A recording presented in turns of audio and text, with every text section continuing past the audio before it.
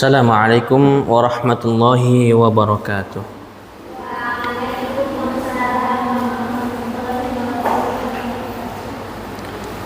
Alhamdulillahilladzi arsala rasulahu bil huda wa dinil haq liyudhhirahu 'alad dini kullih wa kafa billahi syahida. Asyhadu an la ilaha illallah wahdahu la syarikalah wa asyhadu anna Muhammadan abduhu wa rasuluh alladzi la nabiyya wa la rasula ba'da ila qiyamis sa'ah. Qala Allah tabaraka wa ta'ala ba'da an a'udzu billahi minasy syaithanir rajim. Ya ayyuhalladzina amanu taqullaha haqqa tuqatih wa la tamutunna illa wa antum muslimun. Ya ayyuhan nasu taqu rabbakumul ladzi khalaqakum min nafsin wahidah wa khalaqa minha zawjaha wa bassa minhuma rijalan katsiran wa nisaa'a wattaqullaha alladzi tasaaluna bihi wal arham innallaha kana 'alaikum raqiba. Qala nabiyuna sallallahu alaihi wasallam fa inna asdaqal hadithi kalamullah wa khairal hadi hadi Muhammad sallallahu alaihi wasallam wa syarrul umuri muhdatsatuha fa inna kulla muhdatsatin bid'ah wa kulla bid'atin dhalalah wa kulla dhalalatin finnar.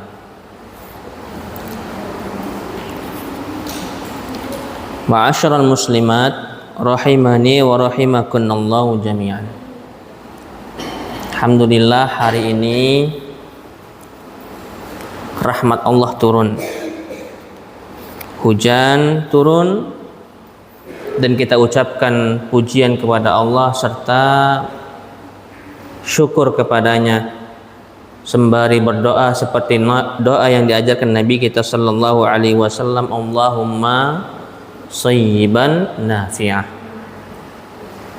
Dan andai nanti usai daripada hujannya, maka kita doa juga dengan doa mutirna bifadlillahi wa rahmatih.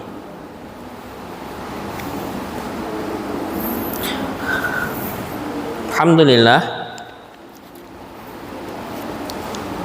Allah jadikan hujan rahmat bagi kita semua dan nikmat bagi seluruh hambanya. Oleh karenanya patutlah bagi kita semua untuk kiranya dapat bersyukur kepada Rabb kita semua, Rabb ana, Rabb antunna, semuanya kita saling memiliki Rabb yang satu, dan patutlah bagi kita hamba yang lemah ini untuk bersyukur dan sangat-sangat pantas untuk kiranya memperbanyak dengan amalan. Nah, mengulas sedikit daripada tema kita pada kesempatan kali ini adalah lanjutan dari pertemuan yang lalu tentang 50 larangan bagi wanita yang sering dilanggar. Nah, kita sampai pada pembahasan nomor 5. Wanita kiranya dapat memperhatikan hal ini, terutama muslimah yang ingin dikatakan muslimah yang sholihah, muslimah yang qanitah, muslimah mukminah, yaitu larangan mencukur alis. Larangan mencukur alis. Bulu rambut yang ada tepat berada di atas mata kita, termasuk di antara ciptaan Allah Subhanahu wa taala yang diwanti-wanti oleh nabinya Muhammad sallallahu alaihi wasallam, yang sampai kepada para sahabat, di mana para sahabat menyebutkan di antaranya Abdullah ibnu Mas'ud bahwasanya Nabi Shallallahu Alaihi Wasallam melaknat, dan juga Allah sendiri yang melaknat. Dimana kalau sudah kalimat laknat tersematkan pada diri makhluk, maka bimakna bu'dur rahmah, bu'du an rahmatillah, dijauhkan daripada rahmat Allah Subhanahu wa taala. Itulah arti laknat. Padahal rahmat Allah sangat luas. Ingat, di dalam surah Al-Fatihah termaktub di ayat pertama, Bismillahirrahmanirrahim. Kalimat Ar-Rahman dan Ar-Rahim di antara dua asma al-husna milik Allah. Bahkan seorang hamba apabila ingin memberi nama di antara nama-nama anak mereka, kiranya boleh menisbatkan kepada dua nama ini, Abdul Rahman atau Abdul Ar-Rahim. Ar-Rahman dan Ar-Rahim adalah dua rahmat, namun memiliki dua pengertian yang berbeda. Rahman Allah begitu luas tanpa batas, dan ini tidak layak dan tidak pantas dimiliki oleh hamba. Adapun Rahim Allah dikhususkan untuk hamba-hambanya yang beriman kepadanya. Dan boleh seorang hamba memiliki sifat rahim, sifat kasih sayang, rahmah, dan ini yang disebut dengan rahmat yang terbatas. Dan kita sebagai hamba dapat memilikinya. Oleh karenanya laknat Allah apabila sudah dijauhkan daripada rahmat Allah, maka patutlah baginya untuk bersedih.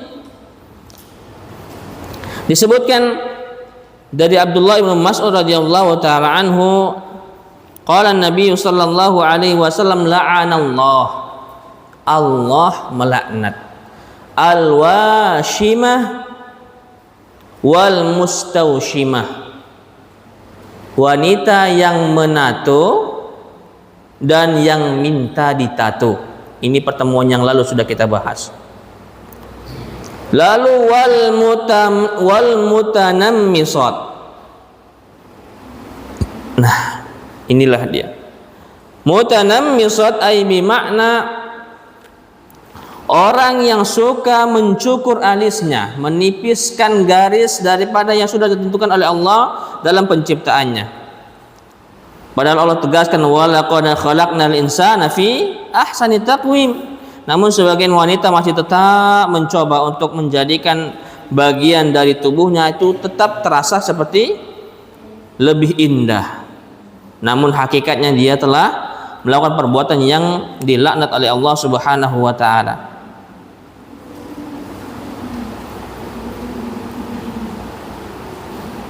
Mungkin kita dapatkan di luar sana banyak sekali wanita-wanita yang ingin tampil eksis di depan khalayak, apakah di media sosial atau di dunia nyata, dunia maya atau dunia nyata. Mereka tidak sadar bahwasanya fitnah di luar lebih luar biasa mencekam. Nah, bisa kita bandingkan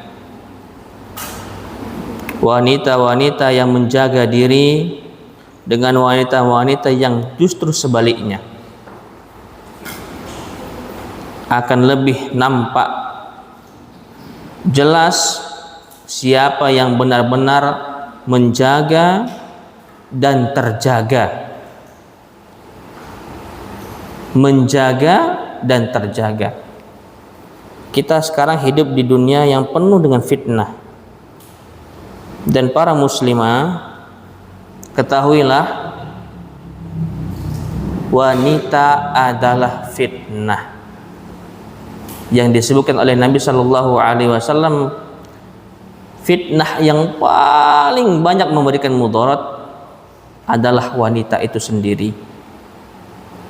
Oleh karenanya keluar dari garis ketetapan tersebut. Jangan menjadi wanita yang menyebarkan fitnah. Yang sudah sempat melakukan hal tersebut, mencukur alis, Setelah mendengarkan kajian kali ini, stop, berhenti. Apakah itu untuk menarik perhatian suami atau justru menarik perhatian laki-laki lain? Terutama kedua-duanya sama, Nabi Shallallahu Alaihi Wasallam tetap pada konsep yang Allah tetapkan, melaknat mereka dalam keadaan apapun. Yang keenam, dan ini tanpa kita sadari, banyak ini wanita yang melakukan ini tanpa disadari. Yang keenam adalah merenggangkan gigi. Gigi direnggangkan. Ya, biasa ini biar nampak cantik. Kalau senyum nampak giginya agak sedikit renggang. Pasang benang, tarik-tarik, beri jarak antar gigi yang satu dengan yang lain. Nah, mengapa demikian? Karena mereka mengira bahwasanya apabila giginya sedikit berjarak, maka orang akan menilai bahwasanya dia masih muda, dia masih belia. Lalu biasanya ia undang seseorang yang bisa mengkikir giginya. Dipoles giginya biar berjarak. Ingat, wahai muslimah, ini diharamkan dalam Islam. Wanita-wanita yang suka hal demikian segera hindarkan dirinya, karena ini termasuk diantara merubah ciptaan Allah Subhanahu wa ta'ala, bukan memperbaiki. Beda halnya dengan apabila misal giginya terlihat kurang rapi, tidak tersusun, maka ia gunakan alat atau sesuatu dari bahan-bahan yang memang bisa memperbaiki itu, menjadi wasilah baginya untuk memperbaiki giginya, yang satu di depan, yang satu di belakang, silahkan. Namun apabila sampai merubah, bermaksud tidak ada islah di sana, justru merusak, maka ini haram dalam Islam, karena termasuk diantara merubah ciptaan Allah secara umum, bukan memperbaikinya.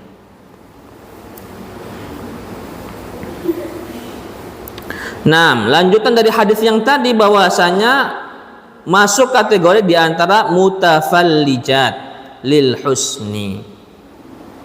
Nah, namun untuk penggunaan behel ini juga perlu diperhatikan, ya, jangan sampai penggunaan behel yang berlebihan. Kalau sudah kira-kira nampak bagus giginya, sudah rapi, tanggalkan, ya, karena sebagian laki-laki tertarik dengan wanita yang bergigi terpasang di sana behel, ya. Kalau bisa nanti biar laki-laki nggak terpesona, ganti kawat duri yang dipasang untuk sawit, ya, gitu. Jangan cuman menari aja, seneng kali cari yang bertentangan. Ada di sini ibu-ibu? Akhwat ada yang pakai behel sudah sekian tahun, sudah rapi, tapi masih dipertahankan juga, bahkan diganti yang lebih bagus katanya. Sudah cukup, kalau sudah membaik, nah tinggalkan, khawatir. Nah, ya. Karena hal demikian, al-mughayyiratu khalqallah mali la al'anu man la'anahu Rasulullah sallallahu alaihi wasallam wa huwa fi kitabillah. Lanjutannya bahwasanya ia termasuk di antara yang mengubah ciptaan Allah. Bagaimana aku tidak melaknat sesuatu yang Rasul sendiri melaknatnya dan termaktub di kitabullah. Nah, ya. sedih terkadang. Jadi kita wanita-wanita yang insya Allah sudah Allah jadikan istiqomah di atas sunnah, melihat hal demikian, nasihati. Terkadang mereka tak minta nasihat, namun hakikatnya sebenarnya mereka butuh nasihat. Nasihati dengan cara yang ma'ruf, dengan cara yang mungkin bisa dengan demikian diterima olehnya. Jangan pula secara memaksa agar kiranya dia harus benar-benar bisa menerima. Sampaikan dengan cara yang santun. Nah, mungkin masing-masing ibu-ibu, masing-masing akhwat, thalibat bisa mengetahui cara masukkan nasihat kepada diri saudarinya, ya, lebih paham karena ia yang biasa hidup dengan mereka. Nah, yang ketujuh, larangan untuk wanita yang disebutkan adalah menyambung rambut. Nyambung rambut. Rambutnya nih pendek. Kayaknya suamiku nggak suka lagi sama aku karena rambutku pendek. Gondes. Apa tuh gondes, Bu? Gondrong desa. Ya. Ya. Usahakan wanita ini jangan ngikutin tren yang pangkasnya sampai di atas tengkuk seperti laki-laki. Tasyabbu birrajul juga dilarang. Menyerupai dengan laki-laki juga dilarang. Wanita, ya, jangan pula nanti pakai codet lagi, jalan tikus. Nah, cukup wanita bagaimana wanita seharusnya. Nah, demikian. Kalau butuh dipangkas, tapi tidak untuk disambung. Dari Asma radhiyallahu anha, ia berkata, seorang wanita datang menemui Rasulullah sallallahu alaihi wasallam dan berkata, nah, mohon dengarkan. Ya Rasulullah, wahai Rasulullah. Ini wanita mengadu kepada Asma dan juga Rasulullah. Karena Rasulullah ada, langsung ke Rasulullah. Nah, di zaman Rasulullah, karena Rasulullah adalah laki-laki daripada orang yang mulia, yang bisa mengondisikan keadaan, dan beliau adalah manusia terbaik yang bisa menjaga syahwatnya. Oleh karenanya para sahabiah dahulu langsung menanyai Rasulullah. Ya Rasulullah, wahai Rasulullah. Ibu ini mengadu kalau beliau punya anak perempuan. Anak perempuannya, Bu, diadukan dalam keadaan sakit.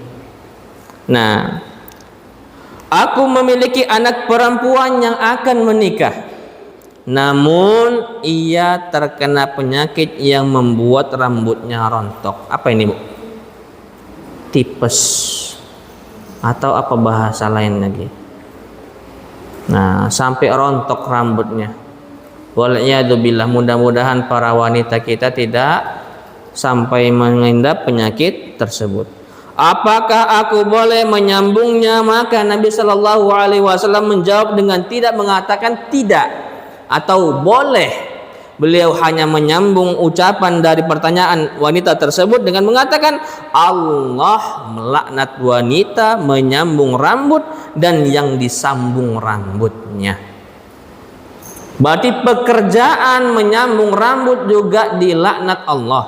Buka nih apa namanya, tempat salon, ya, nyambung rambut, menerima pesanan nyambung rambut, bukan hanya memperhalus atau meluruskan rambut. Atau apa bahasanya, Bu? Ribon, ya, apa? Ya, tapi bukan Innova Ribon, ya, Bu, ya. Nah, rebonding, ya. Ya, meluruskan rambut. Apa? Kalau bahasanya apa? Smoothing, ya, Bu. Nah, tuh. Jadi hal tersebut memang dinyatakan oleh Nabi Shallallahu Alaihi Wasallam, Allah melaknat mereka. La'anan Nabi Shallallahu Alaihi Wasallam al-wasilah wal mustawsilah wal washimah wal mustawshimah. Nabi Shallallahu Alaihi Wasallam dalam hadis Abdullah ibnu Umar juga menyebutkan dalam riwayat yang lain melaknat. Tadi Nabi, ini Nabi yang sebelumnya tadi Nabi mengatakan Allah dan Rasulnya melaknat yang nyambung rambut dan yang minta disambungkan. Jadi yang bekerja dan yang dikerjain. Yang punya lokasi atau tempat untuk usaha dan juga yang minta konsumennya. Nah,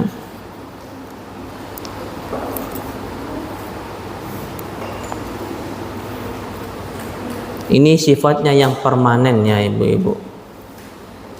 Yang terkadang kadang-kadang kalau sudah masa di mana dia dicabut ruh mesti panggil dokter. Apalagi ini gigi ya, gigi yang tadi ya dikikir tidak boleh.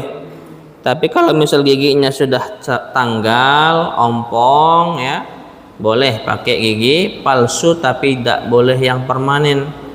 Repot nanti kalau meninggal. Ana pernah menangani seorang yang pakai gigi palsu.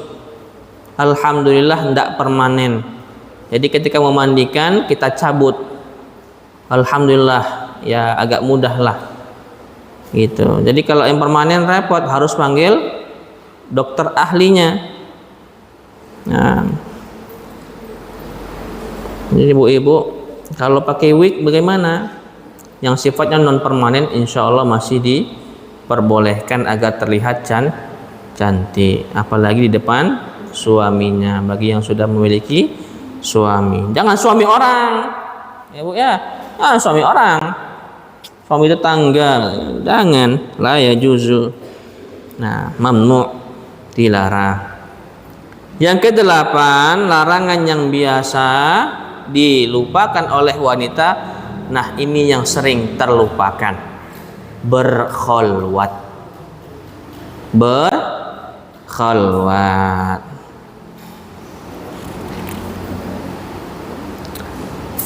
Nabi Shallallahu Alaihi Wasallam menyampaikan hal tentang berkhalwat di dalam khutbah beliau sembari beliau berkata, La yakhluwanna rajulun bimra'atin illa wa ma'aha dhu mahram.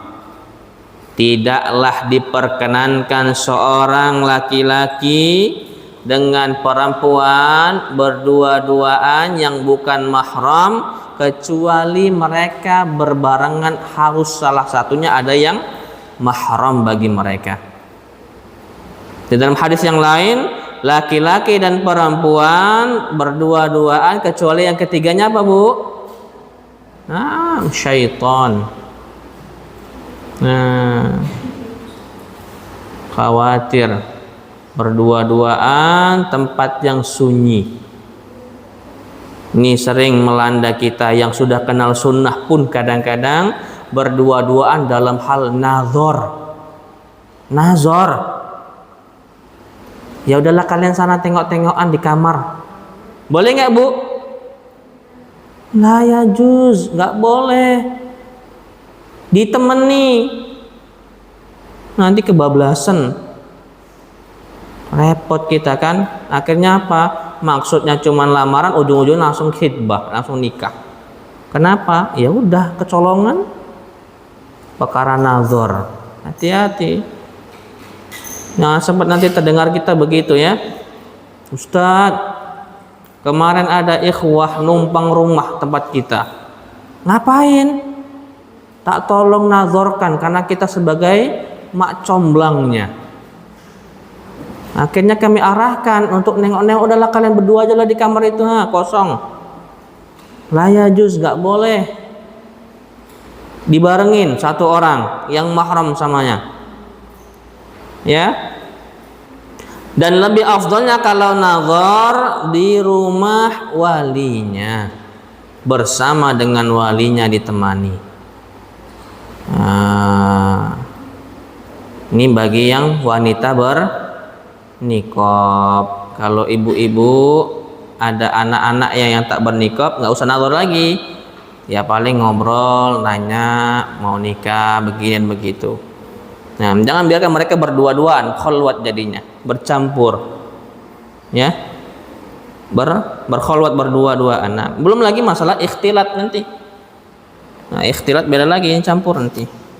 Nah,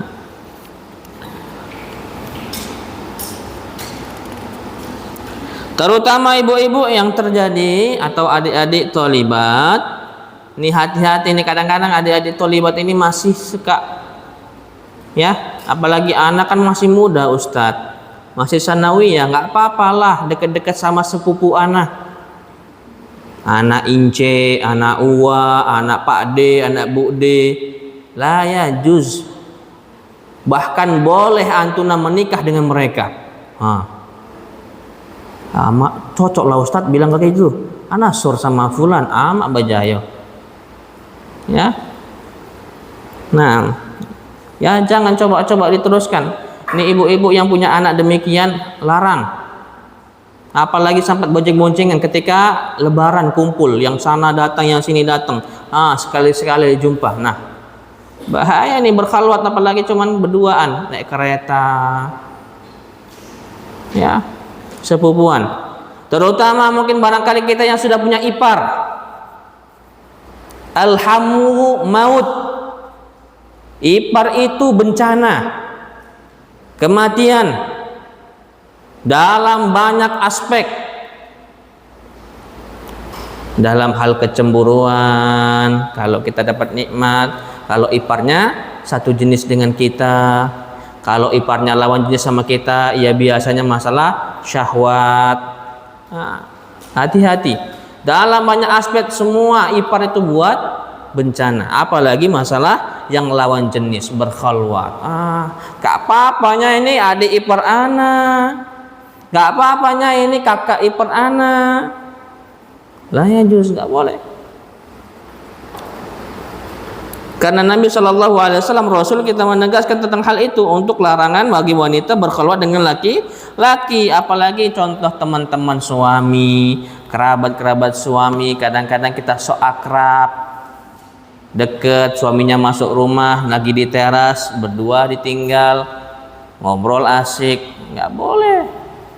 Setan mulai membisikkan.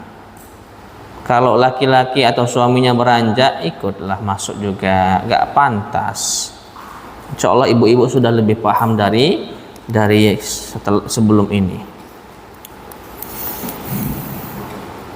Nah, ini tambahan untuk mengenai khalwat bagi yang punya anak angkat. Nah, ya, kalau sudah balik, jangan lagi, oh nak, tolong antarkan mama kemana? Ke pasar, kemana? Ke kedai. Nak ngapain di kamar? Dah, duduk bareng di situ, nggak boleh, karena sudah bukan mahramnya, apalagi sudah balik. Kalau sudah balik, kita yang punya anak angkat, anak adopsi, sampaikan sesegera mungkin. Nah, dengan cara yang bagus, dengan cara yang baik. Bu, jangan khawatir. Kalau dia masih tetap mau berbakti dengan kita, walaupun kita bukan orang tua kandungnya, insya Allah masih tetap akan berbakti, tapi dengan cara yang berbeda. Jangan dipaksa mereka untuk tetap berbakti dengan kita, karena kita bukan termasuk orang tua yang harus bagi mereka berbakti kepada kita. Lihat bagaimana Zaid bin Harithah. Lalu Nabi SAW kiranya ingin untuk mengangkat Zaid, bahkan ingin dinisbatkan kepada Rasulullah, Zaid bin Muhammad. Lalu Allah tegur. Kalau lagi kita, siapa kita? Ya. Nah, kalau tidak, beri mereka susu ketika kecil, disusukan. Atau yang sudah pernah kita sampaikan kemarin, kalau sudah dewasa, disusukan. Menurut pendapat Al-Ustadz Dr. Firanda Andirja boleh kalau darurat. Nah, walaupun sudah dewasa. Nah, boleh seperti itu. Ya, khawatir justru menjadi fitnah, apalagi berkhalwat.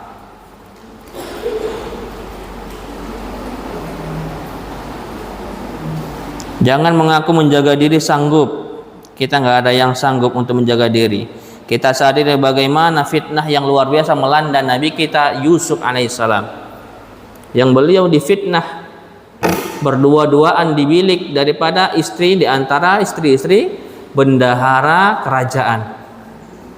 Lihat, sampai disobek punggungnya, artinya pakaian bagian punggungnya. Nah, fitnah yang ada. Wallahi, kalau bukan karena kuasa Allah menjaga syahwat dan hawanya Nabi Yusuf, laksana terjadilah apa yang tidak diharapkan.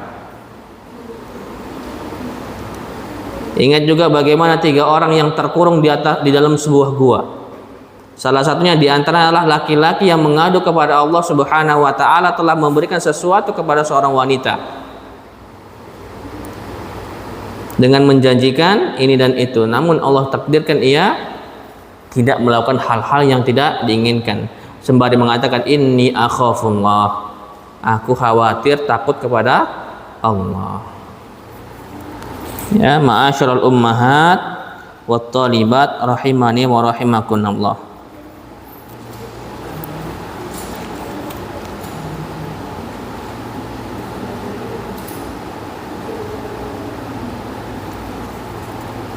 Yang ke-9,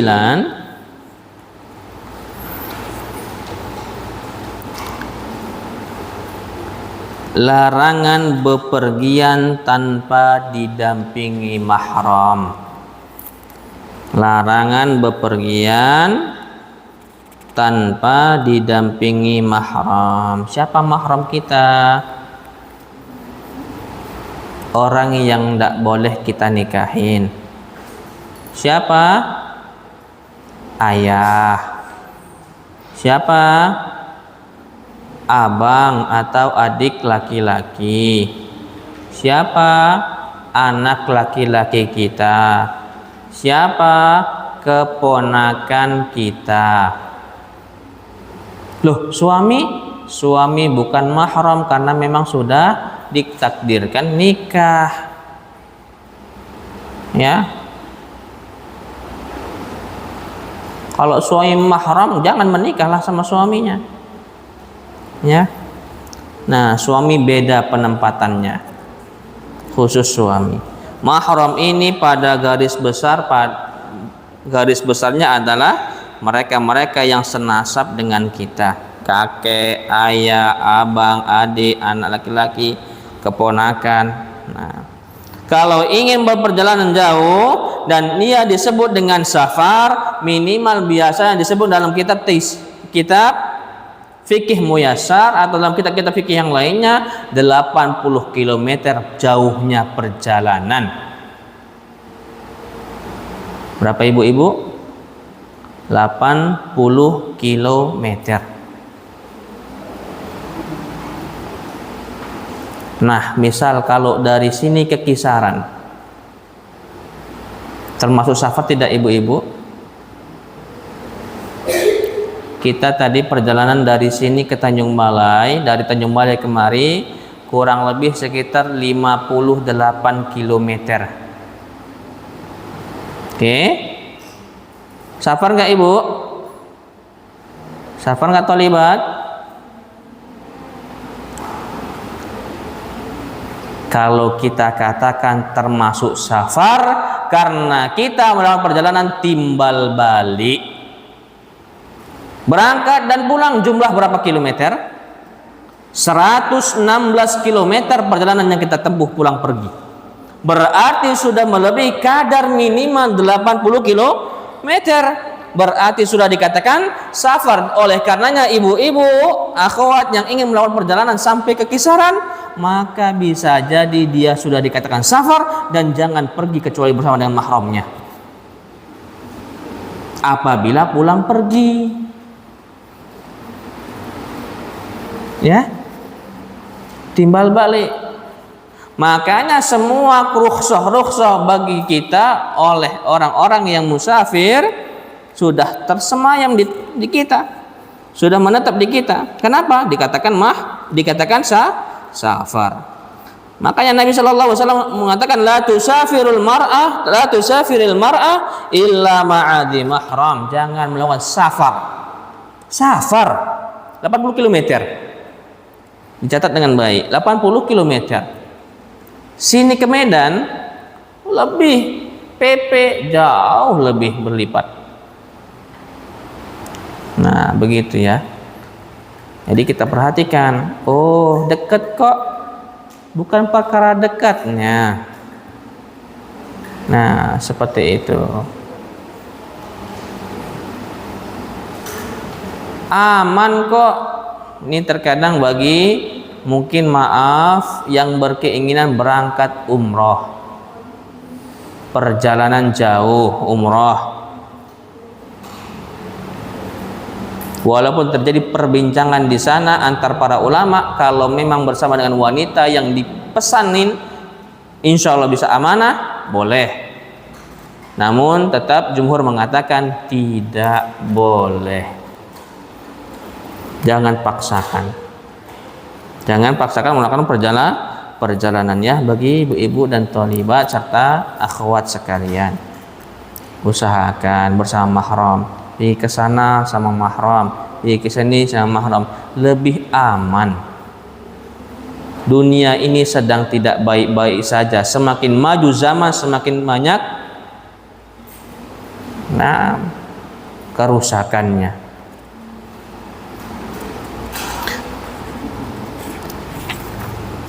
Oleh karenanya mungkin barangkali ada teman-teman ibu-ibu, teman-teman akhwat hari ini alhamdulillah safar. Kemana? Ke kajian Tabligh Akbar Ustadz Maududi Abdullah hafizahullah yang jauh-jauh datang dari Pekanbaru. Nah,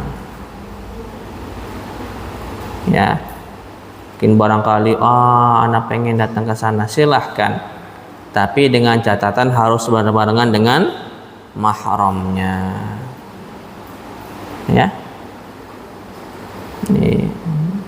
Dampingi suaminya kalau ada, ajak selagi hari libur. Nah, jangan dipaksakan. Anak kepengen ketemu sama Ustadz Fulan. Ustadz bukan artis, catat itu. Ustadz bukan seseorang yang harus kita temui, minta tanda tangannya begini dan begitu, memiliki kesan dan begitu. Nah, kita tidak seperti orang-orang awam yang harus bertemu, harus bersalaman, ambil barokah begini dan begitu. Allah, kalau demikian tidak ada perbedaan antara kita dengan mereka. Nah, silahkan. Mungkin ibu-ibu yang nggak berangkat mengetahui hal ini. Oh, anak nggak ada mahram, qadarullah suami ada kegiatan. Oh, anak nggak ada mahram, qadarullah nggak ada sama sekali yang bisa membarengi anak. Walhamdulillah, jaga tetap kita sebagai wanita muslimah yang Allah inginkan kebaikan pada diri kita. Nah, ingat Nabi Shallallahu Alaihi Wasallam melarang hal tersebut. Kan larangan Nabi identik pada kerusakan yang akan timbul. An-nahyu yaqtadil fasad. Larangan dalam syariat kita menunjukkan, menghasilkan, membuahkan sesuatu yang akan menjadi kerusakan nantinya. Dan yang ke-10 adalah larangan keluar rumah tanpa keperluan yang mendesak. Larangan keluar rumah tanpa keperluan yang mendesak. Kalau tidak diperlukan untuk keluar, maka cukup dengan tetap di rumah. Kenapa nggak keluar? Nggak ada pentingnya keluar. Kenapa di rumah aja? Begini dan begitu. Sampaikan kepada mereka, anak wanita muslimah. Lihat surah Al-Ahzab ayat 33. Al-Ahzab ayat 33. Yang ini ayatnya sempat masyhur di masa-masa corona. Ya, masa-masa COVID-19 kemarin. Waqorna, cocokologi. Waqorna, corona katanya. Ya, inilah katanya corona harus di rumah. Itu ada saja. Waqorna fi buyutikunna wala tabarrujna tabarrujal jahiliyatil ula. Dan menetaplah wahai kalian para wanita di rumah-rumah kalian, kata Allah. Nah, menetap. Nggak ada pentingnya keluar, sudah di rumah. Apalagi dapat wasiat dari suami. Oh dek, adinda, selagi abang keluar, jangan melangkahkan satu langkah kaki pun keluar dari pintu ini. Apalagi kalau ditimpali, Bu, satu langkah kaki keluar dari rumah, maka jatuh talak. Wah, repot nih. Setelah berangkat suami merantau beberapa hari di kota sebelah, terjadi yang terjadi. Informasi berita orang tua meninggal. Apa yang terjadi? Keluar? Ayo. Gimana, Bu? Suami wasiatkan jangan keluar, satu langkah keluar jatuh talak. Tiba-tiba informasi orang tua meninggal. Mana yang harus dikedepankan? Menjalankan wasiat suami dengan tetap berada di rumah atau keluar karena orang tua kita adalah mungkin barangkali orang yang sangat berperan penting pada kehidupan kita. Ayo, dua hal yang dibenturkan. Ya, sekarang secara ilmiahnya suami, ya kan? Praktek, sanggup, yakin? Orang tua kita. Nah, ini pembuktian. Benar-benar menjadi wanita yang berkeinginan kuat masuk ke dalam surga Allah dari pintu mana saja, atau menjadi wanita yang akan dilaknat. Ingat, setelah ijab dan qabul, ijab yang disampaikan wali, qabul yang diucapkan oleh suami, maka berpindahlah status pengabdian diri seorang wanita kepada suami dari orang tua. Jadi suami baru keduanya orang tua. Setelah Allah Azza wa Jalla keduanya. Nah, jadi Allah, Rasulnya, suami, baru orang tua. Kalau perlu izin di zaman sekarang gampang. Bang, Mas, Kang, izin ya, orang tua meninggal untuk bertakziah. Tidak, di rumah lah. Kalau keluar jatuh talak, selesai. Ya, gimana solusinya kalau demikian? Sudah, kalau memungkinkan jenazah orang tua bawa ke rumah kita, itu solusi. Insya Allah. Tapi izin juga sama suami. Memasukkan seseorang ke dalam rumah suami, kita harus memiliki izin pada suami juga. Jadi hukum asalnya wanita adalah berdiam diri di rumah dan jangan keluar kecuali dapat izin dari suami atau walinya, ya. Keluar jangan sembarangan, jangan sembrono. Nah, yang terakhir insya Allah ini nomor 11 yang sering kadang-kadang kita suka acuh terhadap hal ini. Larangan memasuki kamar mandi umum.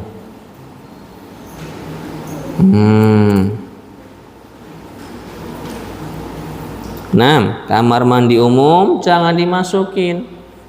Di situ kadang pakai laki-laki, di situ kadang pakai perempuan. Ini biasanya di tempat-tempat wisata. Waduh, gimana ini? Nabi Shallallahu Alaihi Wasallam menyebutkan dalam sabdanya, "Ma min imra'atin takhla'u thiyabaha fi ghairi baitiha illa hatakat ma bainaha wa bainallahi ta'ala." Perempuan manapun menyingkap, membuka aurat atau pakaiannya pada di lokasi yang bukan di antara rumahnya.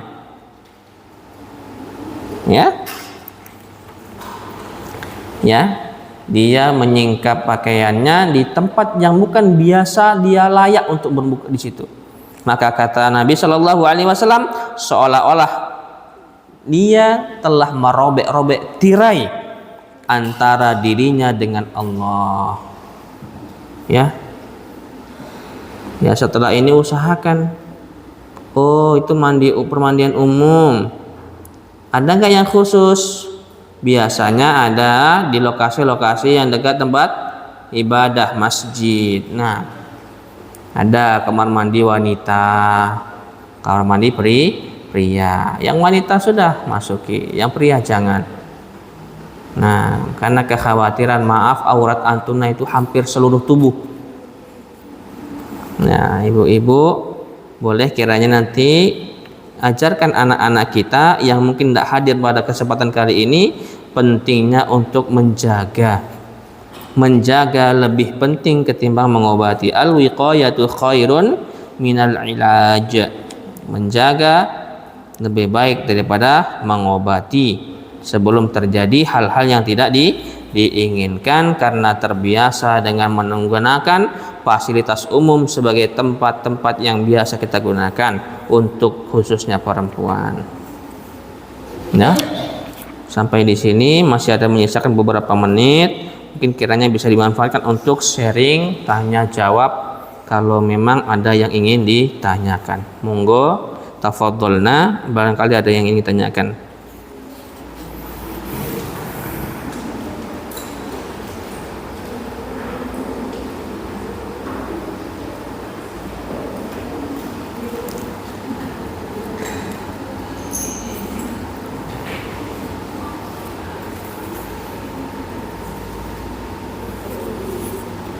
Ada ibu?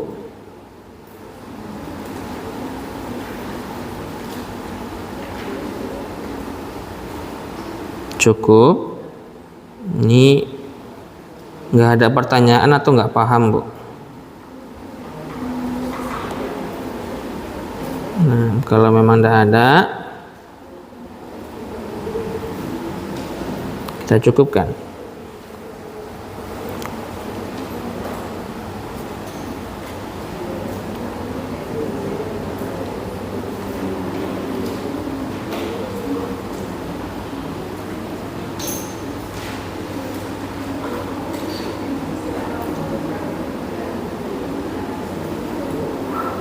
Oke, ala kulli hal kita anggap semuanya sudah paham. Kalau memang ada yang ingin ditanyakan, nanti boleh bertanya kepada Ustadz kita. Ustadz Said, insyaallah beliau memiliki jawabannya. Mudah-mudahan bermanfaat apa yang kita sampaikan, dan jangan lupa tetap konsisten. Kalau memang kajian, bawa pena, bawa buku ya. Ibu-ibu dan akhwat serta tholibat sekalian, barakallahu fikunna wa jazakunallahu ahsanal jaza. Subhanakallahumma bihamdika asyhadu an la ilaha illa anta astaghfiruka wa atubu ilaik. Wa akhiru da'wana alhamdulillahi rabbil alamin. Assalamualaikum warahmatullahi wabarakatuh.